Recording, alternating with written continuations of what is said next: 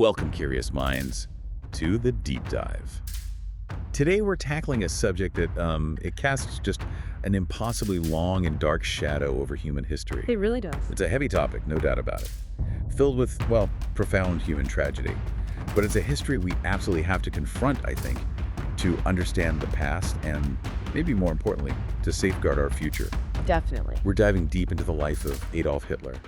How does one person really go from being relatively unknown to commanding an entire nation, igniting a world war, and just fundamentally changing the course of history, leaving this legacy that's just so overwhelmingly dark? It's the question, isn't it? It's haunted historians, philosophers, everyone for generations, and it demands more than just looking at what happened. Right. It needs a really meticulous, unflinching look at how it all unfolded, the forces that were at play, and, the human vulnerabilities that were just so brutally exploited. Absolutely, and that's our mission today, not even for a second, to glorify, but to give you a chronological, factual, and deeply analytical understanding of his life, his actions, and the just profound tragic consequences they unleashed. Yeah. We're drawing on a whole range of sources, biographies, historical analyses, to try and capture the full picture of his journey. And the goal here is really to dissect, to try and understand the mechanics of it all. The hatred, the propaganda, the absolute power he wielded. How do these destructive forces actually take root in a society and, in an individual's mind? So this deep dive, we hope it's kind of a shortcut for you to get really well informed about this critical period, giving you context and insights that often get missed in maybe quicker summaries. We're definitely committed to being serious, factual, impartial, focusing squarely on pulling out the most important insights from the historical record. We're not endorsing any viewpoints, obviously. Correct, not. Our aim is really to convey the immense emotional weight of this history. But staying analytical, this isn't just reciting events. It's more like a guide to understanding that complex mix of, personal struggles, the bigger historical forces swirling around, and how his ideology developed. Yeah. So as we unpack this incredibly difficult but vital story, what aspects do you think might stand out most to you listening in? Okay, so to start this journey, we have to go right back to the very beginning, his formative years. Adolf Hitler was born April 20th, 1889 in Braunau am Inn, small town Upper Austria, right on the German border. Right. And that detail, it seems simple, but it carries this kind of subtle irony, doesn't it, looking ahead? It really does. I mean, think about where it is. Braunau am Inn, it wasn't Vienna, it wasn't Berlin. A pretty unremarkable border town, really. Yeah. And his Austrian roots, instead of making him loyal to the Habsburg Empire, they seem to have fueled this almost more intense desire for a greater German identity. Oh, interesting. He saw himself as part of this larger, unified Germanic people, beyond the political borders separating Austria and Germany at the time. This feeling of being an outsider who belonged to something bigger, something grander. Mm-hmm. That's a theme you kind of see bubbling under the surface throughout his life and his later political aims. He had this vision of a pan-Germanic unity, maybe something a native-born German wouldn't have felt quite so intensely, That sort of messianic drive. That's a really key point, an outsider wanting to define the true identity of the nation he wanted to lead. And his early life, it wasn't exactly smooth sailing either. Sources consistently point to a complicated family life. Yeah. Especially with his parents. Right. His father, Louis Hitler, comes across as very strict, authoritarian, maybe prone to anger. While his mother, Clara Pulzel, is described as much more loving, doting, patient. Yeah, and that dynamic is something a lot of biographers focus on as being really influential. A strict, maybe volatile father figure that can still discipline, sure. But it could also breed deep resentment, a real craving for control, maybe even a rebellious streak. Pushing against authority his whole life or wanting to become the ultimate authority. Makes sense. And then conversely, you have this loving, doting mother, a source of comfort, definitely. But her loss later on, that could create a huge emotional hole. And she died relatively young, didn't she? She did. Breast cancer, 1907. He was only 18. It was apparently a devastating blow for him. And that loss, it might have really intensified his search for belonging elsewhere, maybe a new family, or this compensatory drive for power and recognition out in the world, trying to fill that void somehow. These early experiences, they're never an excuse, obviously, for what came later, but they do give us a lens to look at how his psychology might have started to form, maybe that capacity for grievance that he later weaponized so effectively. And talking about those early struggles, one of the most famous stories is his ambition to be an artist, a painter. Yes. He chased that dream, applied to the Academy of Fine Arts in Vienna. But he got rejected twice, wasn't it? 1907 and 1908. That's right. And sources suggest this wasn't just a small setback. It was a profound personal failure. It hit his self-perception hard and really seemed to alter his path, leading to years of struggle as this, failed artist in Vienna. And you have to understand the weight of that rejection for someone like him, with his, let's say, burgeoning ego and artistic ideas. Right. Being told he was unsuitable for painting, that his talent maybe lay more in architecture, that was crushing. In that period, roughly 1908 to 1913, he was living this kind of bohemian, very poor existence in Vienna, selling postcards he painted, moving between men's hostels. A stark contrast to his ambitions. Absolutely immense. The gap between the dream and the reality.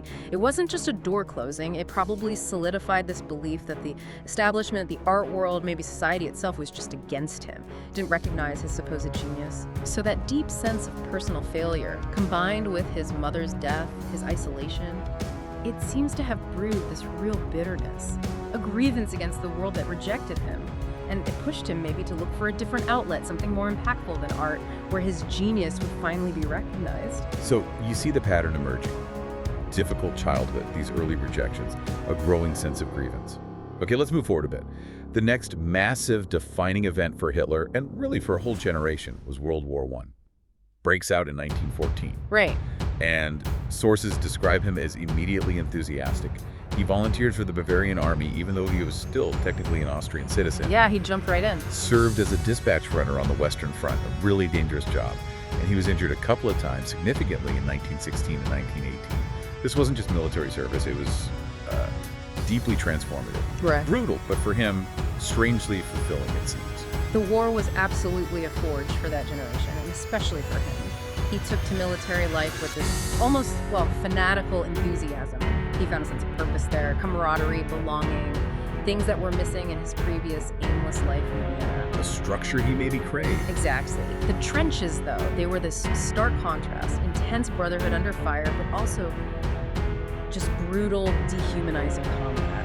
Frontline service, the constant threat of death, the physical toll, the psychological impact, it was immense. That's dangerous. Pivotal moments like the shrapnel wound in 16, being temporarily blinded by gas in 18. These probably deepened his sense of self, maybe reinforced this conviction he was spared for some greater purpose. For many, the war destroyed their world. For Hitler, it seemed to give his life a kind of twisted meaning. He found his home in the army. He did. And so Germany's defeat later, that became almost a personal insult to him. And this is where it gets, as you said, really interesting. Because the history books highlight how these war experiences profoundly shaped his hatred, his ambition, his whole worldview. It wasn't just something he lived through. No, it became foundational, especially after Germany lost. Right. The trauma of that defeat in 1918, particularly for someone who felt the war had given his life meaning, was just huge. And then you add in the stab in the back myth, the Dolchstoß legend. Explain that a bit more. Well, it was this insidious piece of propaganda, pushed mainly by right-wing nationalist groups, parts of the military too. It basically falsely claimed Germany didn't lose on the battlefield, but was betrayed by enemies at home. Specifically blaming Jewish people, socialists, pacifists. It was incredibly effective at shifting blame, fueling resentment among soldiers and civilians, and undermining the new Weimar Republic. And Hitler bought into this. Hook, line, and sinker. The war created this desperate need for scapegoats, and this myth served them up on a platter. It likely solidified extremist ideas he might have already had, turning vague prejudices into concrete, actionable hatred. And the military environment itself? Well, its structure, its focus on loyalty, it was fertile ground for radicalization. He found validation there for his anti-Semitic nationalist views. He saw Germany as broken, betrayed, humiliated. And his ambition was forged in that fire, this burning desire to fix it, restore its glory by getting rid of these internal enemies and challenging the world order. So we've got the troubled youth, the rejections, the radicalizing war. Now we move into the early 1920s, a period that sees his dramatic and ultimately catastrophic rise in German politics. Post-WWI Germany, the Weimar Republic, it was just incredibly unstable, wasn't it? Absolutely. Volatile, desperate, Germany was reeling from the Treaty of Versailles reparations, crippling hyperinflation that wiped out savings, widespread political violence, and this pervasive sense of national shame. Just a perfect storm, really. Yeah. An extraordinarily fertile ground for extremist ideologies, both left and right. The Weimar Republic was young, fragile, struggling for legitimacy amidst crisis after crisis. People were desperate. They wanted strong leaders offering simple, often radical solutions to incredibly complex problems. So democracy felt weak. Too many, yes. Right. They associated it with the defeat, the harsh conditions. This made a disillusioned public dealing with economic ruin, social unrest, wounded pride, incredibly susceptible to powerful, charismatic rhetoric, especially from someone promising a return to greatness, order, national honor, however violent or exclusionary that promise was. And it's into this fractured, desperate environment that the Nazi Party, the National Socialist German Workers' Party, really takes root, with Hitler increasingly becoming its dominant leader. Yes. And sources are clear. He used this potent mix of passionate speeches, clever propaganda, and just sheer fear to manipulate and, as one source Blondi puts it, brainwash millions. Which forces us to ask, how does that happen? How does a population, even an educated one, become vulnerable to that kind of manipulation? Under Hitler, the Nazi strategy was terrifyingly effective. They exploited every grievance, economic hardship, national shame, government weakness, and offered clear false enemies to blame everything on. They created a strong identity, too, didn't they? A very powerful symbolic identity. The swastika, the mass rallies, the uniforms, the salutes, all designed to foster belonging, shared purpose, unwavering loyalty. It set them apart from traditional parties. And the speeches themselves. He was a master orator. He turned political rallies into these highly theatrical, almost religious events. His rhetoric was simple, direct, repetitive, emotionally charged. He tapped into deep anxieties, nationalistic feelings. He didn't just talk at people, he stirred their emotions, often into a frenzy. By creating enemies. Exactly, deliberately creating enemies, communists, Jewish people, the allies, to unite people through fear, shared grievance, and a common fabricated foe. It was systematic psychological manipulation and social engineering, not just a spontaneous thing. Chilling. A masterclass in demagoguery, really. Turning despair into this destructive force. And the blueprint for so much of it was actually laid out beforehand, wasn't it? In his book, Mein Kampf. My Struggle, yes. Published in 2 volumes, 1925 and 1926.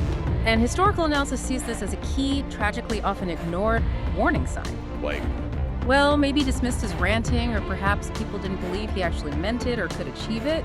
But Mein Kampf wasn't just a book, it was a chillingly candid declaration of intent out there for anyone to read. what were the core ideas? It was part autobiography, his twisted version of his early life, and part political manifesto. It laid out his core beliefs, his grievances, his terrifying plans, key ideas. Virulent genocidal anti-Semitism, blaming Jewish people for everything, Germany's problems, WWI defeat, cultural decay. And the concept of Lebensraum. Yes, living space. This was far more than just wanting more territory. It was a brutal, racialized colonial vision. He believed Germany needed vast lands in Eastern Europe, mainly from Slavic populations he deemed inferior. What would happen to the people living there? Displaced, enslaved, or exterminated. Violently Germanized to make way for German settlers, ensuring Germany's self-sufficiency and dominance. The book also hammers home this belief in racial purity, the superiority of the so-called Aryan race destined to rule. And this was all published openly. Openly published, widely available years before he took power. A critical but tragically disregarded warning. He traced his path from rejected artist to political figure, publishing this terrifying manifesto. Now we hit the period where he really cements his grip. 1933 to 1939. Germany transforming under the swastika into a totalitarian state. Right. And sources talk not just about the forceful takeover, but also about the sophisticated, charismatic image he built. It's striking how carefully crafted that public persona was, despite the regime's brutality. The consolidation of power, the Gleichschaltung or coordination, was swift and systematic. Democracy dismantled. How quickly did that happen? Within months of becoming chancellor in January 1933, the Reichstag Fire Decree, the Enabling Act, they basically wiped out civil liberties and parliamentary power. Hitler could rule by decree. And opponent. Immediately suppressed. Communists, socialists, trade unionists arrested, sent to the first concentration camps like Dachau. Media, education, culture, all brought under tight Nazi control, pumping out propaganda constantly. But it wasn't just force. No, there was this powerful psychological appeal, his charismatic image. For people craving strong leadership, national pride, order after years of chaos, he presented himself as the savior, the one who could restore Germany's honor and prosperity. A cult of personality. Meticulously built, relentless propaganda, huge rallies, carefully staged appearances, portraying him as infallible, devoted, almost mythical, all while the brutal reality of his rule intensified. And a key example of putting this image on the world stage was the 1936 Berlin Olympics, right? Sources flag this as crucial Nazi propaganda. Absolutely. The Berlin Olympics were an unprecedented propaganda spectacle.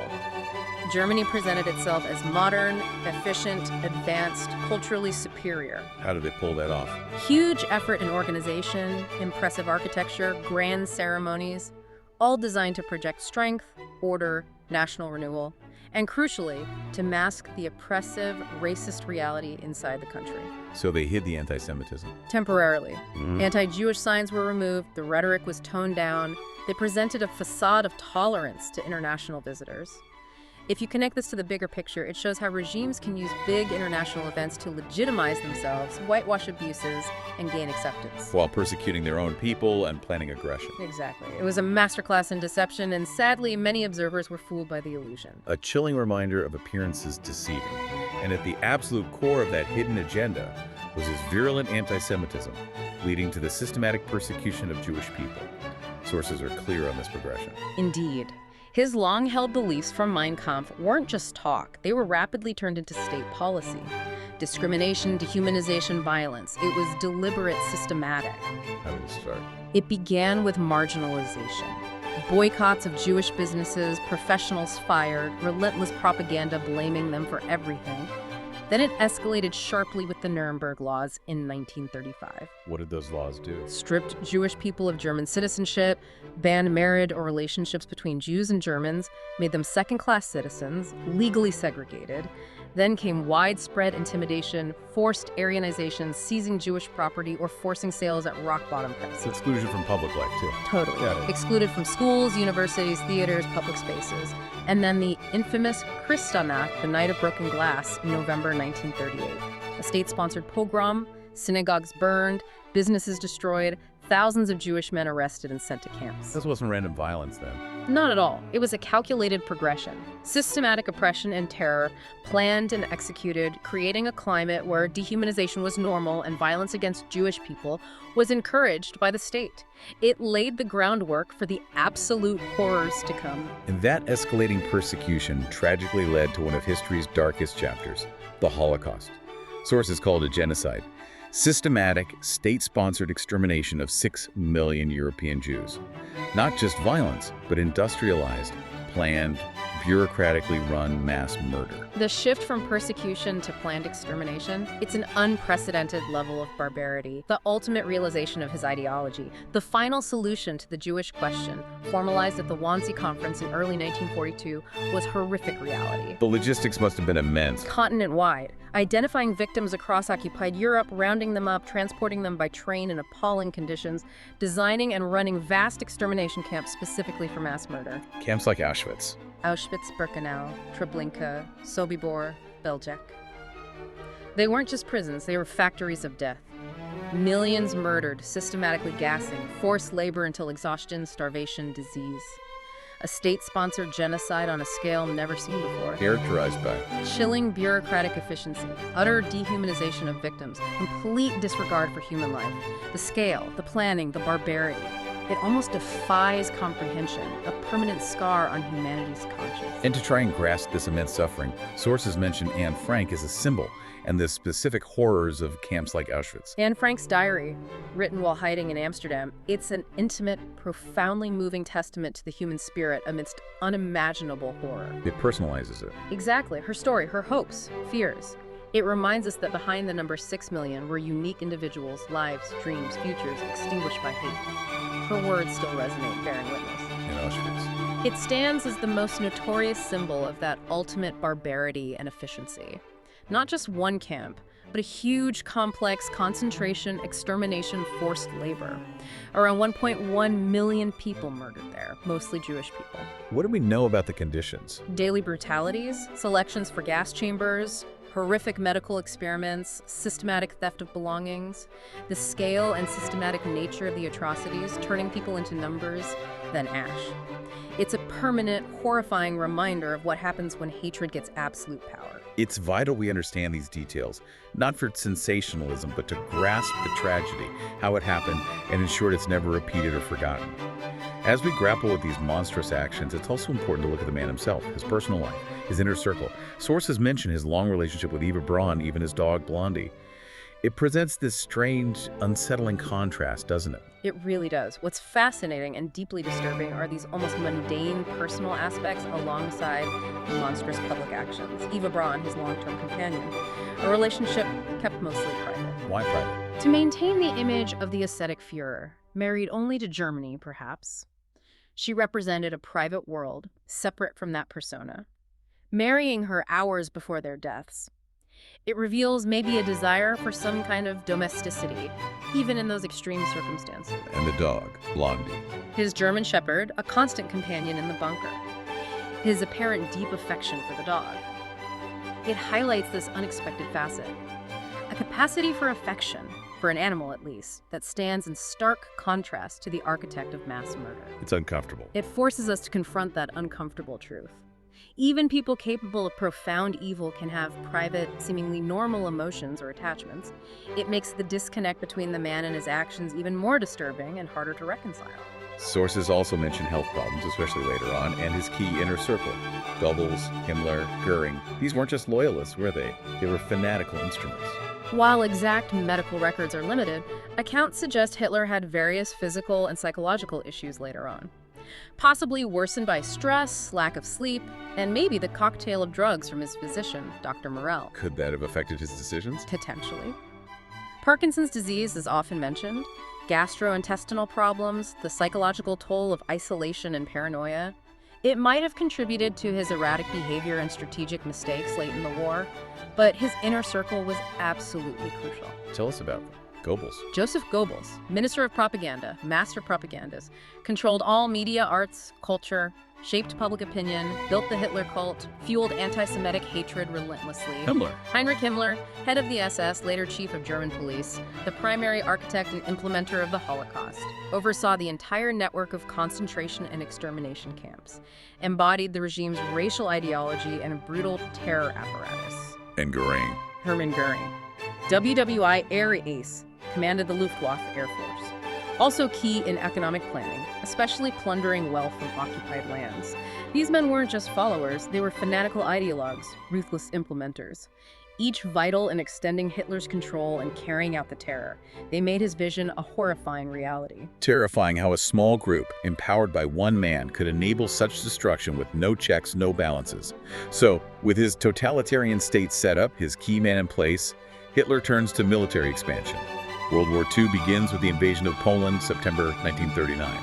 Sources describe his strategies and the major battles. Initially, his strategies brought stunning, ruthless success, mainly through blitzkrieg, lightning war, rapid, coordinated attacks, tanks, motorized infantry, overwhelming air power designed to bypass defenses and circle forces, win quickly. We saw that in Poland. Poland, 1939, Denmark and Norway, 1940, and most dramatically, the fall of France in just 6 weeks in spring 1940, showcased this new mobile warfare. But it raises that question. How did he, with no real military background, make these impactful decisions, often ignoring generals? Often driven by belief in his own intuition, ideology, overconfidence from early wins, which also led to massive strategic blunders later. Failing to invade Britain, the disastrous invasion of the Soviet Union in June 41, Operation Barbarossa, opening a huge two-front war. Declaring war on the U.S. too. Yes. These decisions stretched Germany's resources to breaking point, prolonged the war, and led to unimaginable devastation and loss. And it was precisely those dictatorial decisions, that unchecked ego, that ultimately led to Germany's downfall. The connection seems direct. Absolutely. If you connect it to the bigger picture, it shows the perils of unchecked authoritarianism. In the final years, as the tide turned Stalingrad, D-Day, Allied bombing, Hitler's decision-making became increasingly irrational, detached. Refusing to face reality. refused defeat, issued unrealistic commands to decimated armies, dismissed experienced generals he mistrusted. His absolute power meant no effective challenge could be mounted, leading to fatal errors, prolonged feudal resistance that sacrificed millions more lives and destroyed Germany. The human cost. The utter devastation in Germany and Europe was a direct result of his unyielding, often delusional commands. The war machine he built inevitably consumed itself and the nation. A sobering reminder of what happens with unchecked absolute power, imposing a destructive will without accountability. As the war reached its brutal end, Allies closing in, the Red Army fighting through Berlin, sources take us to Hitler's final act, his last days in the Führer bunker, beneath the Reich Chancellery. It paints this stark, claustrophobic picture. The atmosphere in that bunker, April 1945, desperation, delusion, dwindling power, Soviet artillery pounding Berlin overhead, Hitler isolated underground with a shrinking circle of demoralized loyalists. What was his state? Accounts describe him physically deteriorating, shaking likely Parkinson's, yet still clinging to this grand vision as his world literally crumbled around him, issuing commands to phantom armies, moving divisions on maps, utterly detached from reality. A chilling final scene. A stark portrayal of a dictator refusing to accept defeat. The bunker became a microcosm for the collapse of his entire empire. And in those final moments, hours before dying, he marries Eva Braun in the bunker. Then, sources say, they died by suicide on April 30th, 1945. That final act, the marriage, it carries huge symbolism. Marrying her with the Soviets blocks away maybe a desperate attempt at normalcy or control in his final moments. A private act amid public catastrophe. And the suicides. A stark, deliberate choice. Refusing capture, judgment, consequences, an ultimate act of defiance maybe, ensuring they weren't taken alive. Avoiding accountability on any terms but their own. How did they die? Accounts from witnesses suggest Hitler by gunshot, Braun by cyanide poisoning, reinforcing the finality of their commitment to their twisted ideology and their refusal to acknowledge their downfall. And afterwards, their bodies. Sources mention efforts to prevent any future glorification. Right. To stop his remains becoming a trophy or a shrine, Hitler gave specific instructions. Burn his and Eva Braun's bodies immediately.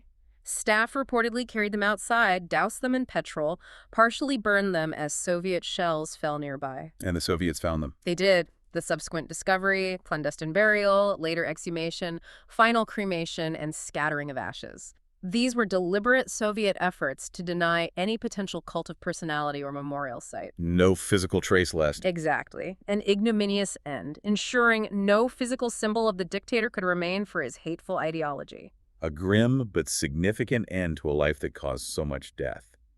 So, war over, Hitler dead. The world starts the massive task of reckoning with the Nazi regime's horrors. Sources detail the aftermath, including the crucial Nuremberg trials.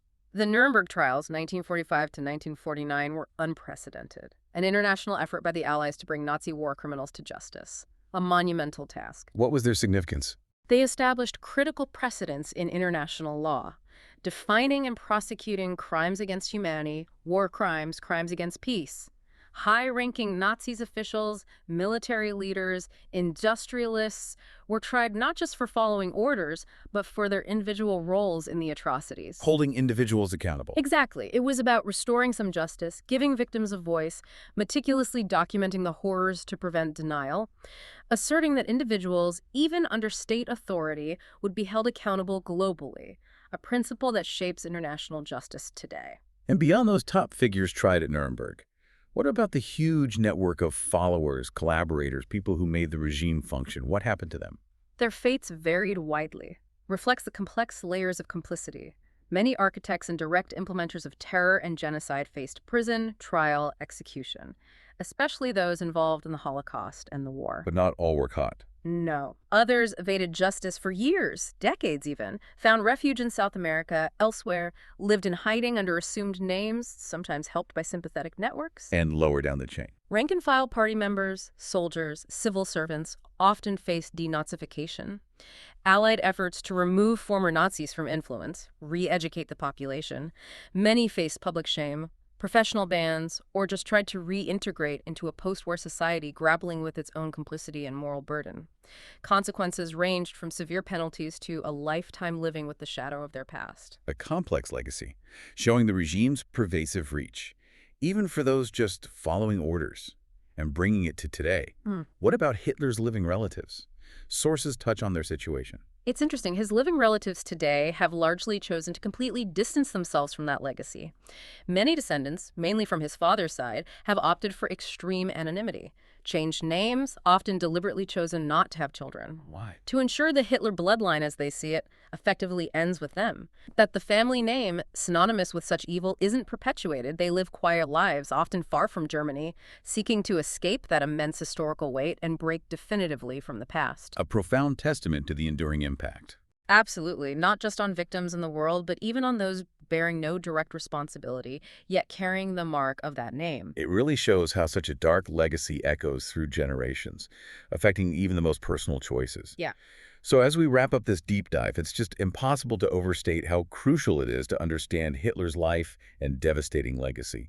We've unpacked his journey, troubled youth, rejected artist, to global destructive force, highlighting those insidious dangers: raw hatred, clever propaganda, absolute unchecked power. Mm-hmm. This isn't just history locked away in the past. It feels like a vital, living lesson for all of us. It really is. The mechanisms we've talked about, exploiting grievances, manipulating fear, dehumanizing others, the appeal of simplistic, hateful solutions from charismatic demagogues, eroding democratic institutions. Yeah. These aren't just things of the past. They're timeless vulnerabilities. Exactly. Within human societies. If we connect this to the bigger picture, studying a life like this serves as a stark, urgent warning. It forces us to ask hard questions about human nature, societal susceptibility, and the constant vigilance needed to preserve freedom and dignity. So we want to leave you with this crucial thought. What profound lessons can we draw from studying such a life? Not to replicate, obviously, but to recognize, understand, and actively prevent similar destructive forces rising again in our time. Yeah. How vigilant do we need to be in safeguarding democracy, promoting critical thinking, upholding human dignity against the spread of hatred, misinformation, unchecked power, wherever it might appear? It's a question for all of us, really, to keep pondering and acting on. Thank you for joining us on this essential, though definitely challenging, deep dive into the history that shaped our world. Until next time, keep digging, keep questioning, and above all, stay informed and engaged.